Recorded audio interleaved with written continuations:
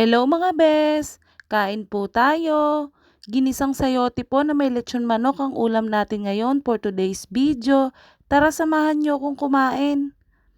Try niyo din magluto neto mga bes. Yung tira po naming lechon manok isinahog po namin dito sa sayote. Nakatipid na kayo, napakinabangan pa ang inyong natirang ulam. Salamat sa panonood. Salamat din sa mga palaging sumusuporta at nag-share ng aking video. God bless po sa inyo.